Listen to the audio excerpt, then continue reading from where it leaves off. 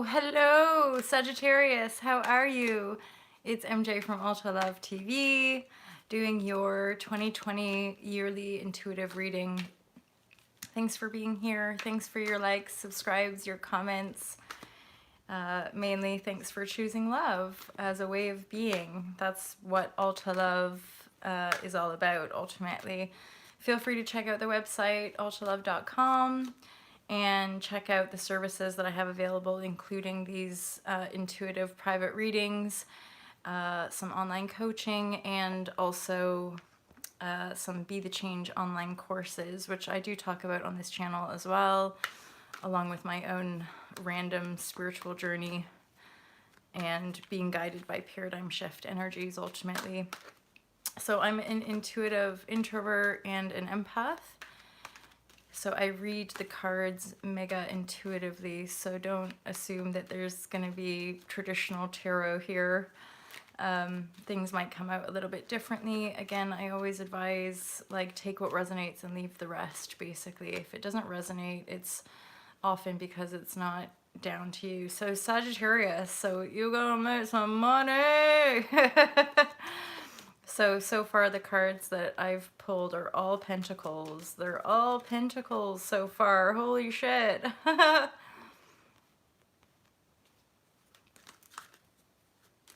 So it feels like some of you have been working damn hard to bring in the money.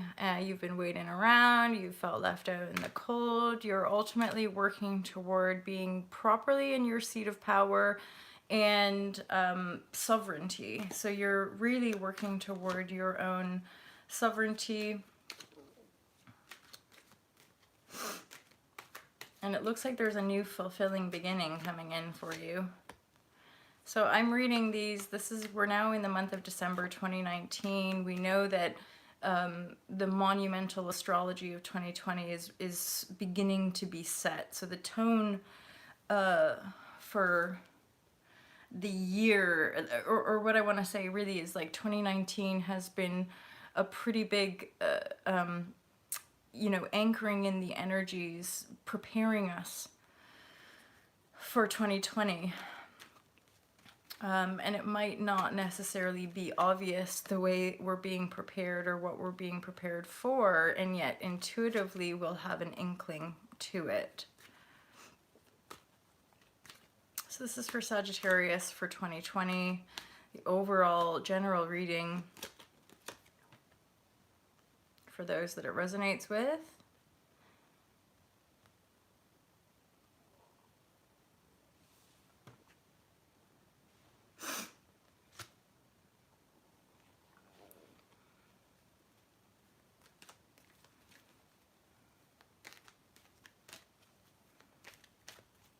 It feels very much, Sag, that you are really truly stepping into your power here with this reading. Yeah. It's like there's this feeling of you're going your own way. You're not seeking external for advice or you've kind of been down that road before, and now you're wanting to really empower your truth and authenticity and how you navigate your path.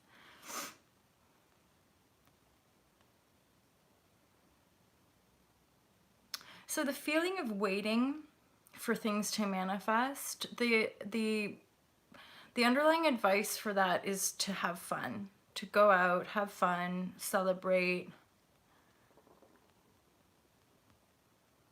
And when it comes to you manifesting your personal financial sovereignty, there is the Queen of Swords energy, which is supporting that. So that has a lot to do with you knowing your mind, you knowing the direction that you're desiring to move in, and committing to those new beliefs that you're anchoring in. Now there is success here. There's success on the cards for you committing to your own voice, your own I'm hearing as well, like, mental agility. So, like, I feel, and this is typical for Sagittarius, but I feel like you are really positive, you know, and you have a way about you to stay positive. You're kind of the eternal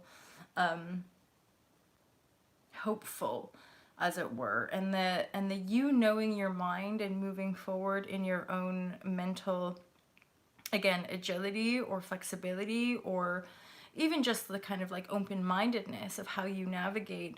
There's a lot of success on the cards for you around that.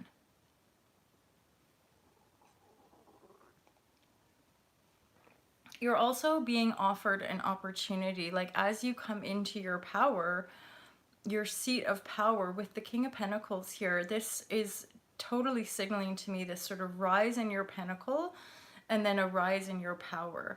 So you're choosing this mental, it's a funny one. It's sort of a paradox. It's just like this mental stability in knowing yourself, but within that stability there's a great deal of open-mindedness. There's a great deal of flexibility, which is part of the stability. And this is ushering in this this new sense of your ability to feel fulfilled. And it really does come in one and the same as you trusting yourself, you knowing your worth, you believing in your worth, you know? And I feel like as you allow this new positive energy to outpour from within you, you start to see the reflection of success. You start to see, some of you might be promoted, or you might have a next layer or a next level of your own career success start to make manifest in as far as external validation, external recognition goes. Again, having fun. So making sure that you're balancing your working life with your social life, I'm getting.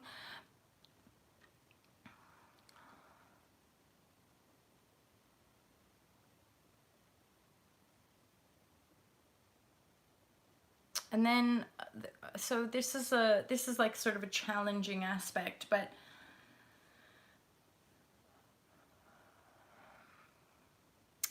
so the intuition is feeling as though it's almost like there might be some people you have to leave behind who don't like it. There's the Five of Pentacles, so it's this feeling of being pushed aside, or this feeling of being left out in the cold. And I'm not actually picking up, Sagittarius, that this is you feeling left out in the cold. I feel these are people that you're going to have to leave out in the cold because they're just not in alignment with your path anymore. And they're not, and then ultimately the cards could also be reflecting that, like, there is plenty of opportunity around these people. Like, you're not responsible for these people that you're feeling intuitively that you might have to look the other way from, or you might have to stop working with, or, and then there's a lot of opportunities. And there's also this messenger card, this Page of Wands in the upright. Like, I feel like there might be new energy, new messages that come in to support you, that help shapeshift your resonance with other people, and then you make a decision to move in a new direction with new energy, passionate energy. I feel like this is energy that excites you.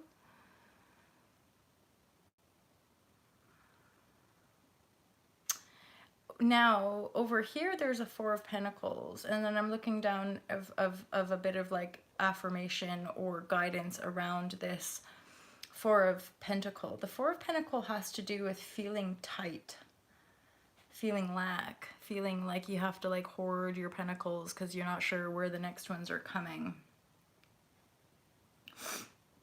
And ultimately, the reading, according to the reading, you're coming into your power, you're coming into your star power, you're manifesting financial sovereignty. And yet I feel like for a lot of you, you actually have a lot going on, and that there's certain things going really good, there's other things that you're having to like shapeshift a little and address. And this is all like, this is all to do with the up level and the up level and the up level. So you're starting to up level, and then you still have to cut out some shit, or shapeshift some things, and then you up level again, and then you have to shapeshift things again. And this is where it's coming in with like people. And then later in the year, possibly there's a connection with limitation, and it's coming up in this reading as being on the maternal line. So like an ancestral kind of karmic relationship with money and your ability to have lots and your ability to make lots of money. And there's like this fear of not having, this fear, and it's again, it's lineage connected according to the cards. It's, and again, my way of reading. So your feeling of lack. So again, it's like there's a lot of money to play around with here. There's different empowered decisions that you're making. Infusing your life with a little bit more fun and like social fun, play, reward is also part of you up leveling and manifesting more. Making hard decisions, you know, making difficult choices around people you're going to work with into your future, people you're not going to work with. That might bring up challenge because people might feel like they're being left behind. People might feel like they're being left out in the cold, and yet that's a decision you're going to make based on your own desire for passion and based on your own desire to, it's like breaking through a ceiling of your ancestral karma. So the fears that you feel around not having enough money, the fear that you have around, and again, underlying beliefs. So like the beliefs that you hold around how to make money, the beliefs that you hold around your deservingness to have abundance, that's somehow connected to the maternal line. Like, no, you can't do it that way. And I feel like you are doing that way, and you're now looking at all the different opportunities presenting themselves to you, and you're kind of assessing that limitation, that feeling of like having to hoard money or hold your pinnacle close to your chest. That feeling is ultimately what you're at some point that you're endeavoring to overcome so that you can truly enjoy your abundant life.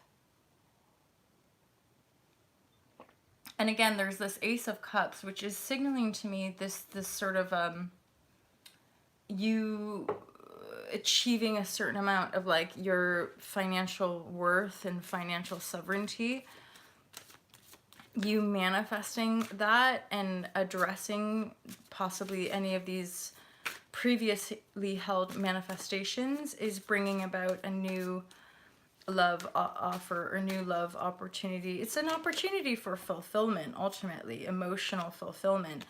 And the fulfillment thing is really about fulfilling the dream. For some of you, it still feels a little bit on the back burner, and yet I'm getting a funny intuition that it's now, the December month. I know I'm reading this for 2020, but I'm reading it in the end of December, and so I actually feel like for some of you, you're going to be manifesting a potential love relationship in December.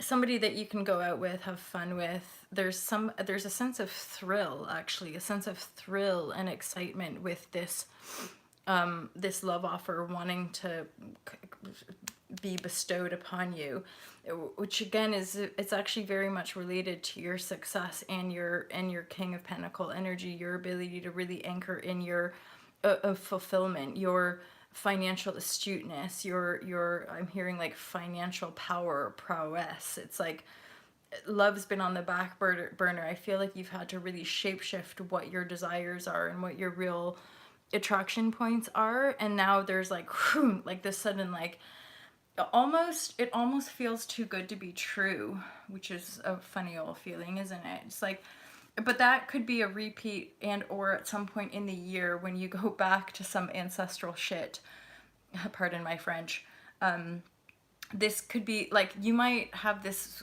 bit of a whirlwind love affair taking you into the 2020 year. You're feeling in your star power, you're feeling incredibly emotionally fulfilled with this new person and success, and feeling powerful in your mind and the flexibility in your mind, money coming in, and then like just some challenges in the form of like making a few little shape shifts that could affect other people.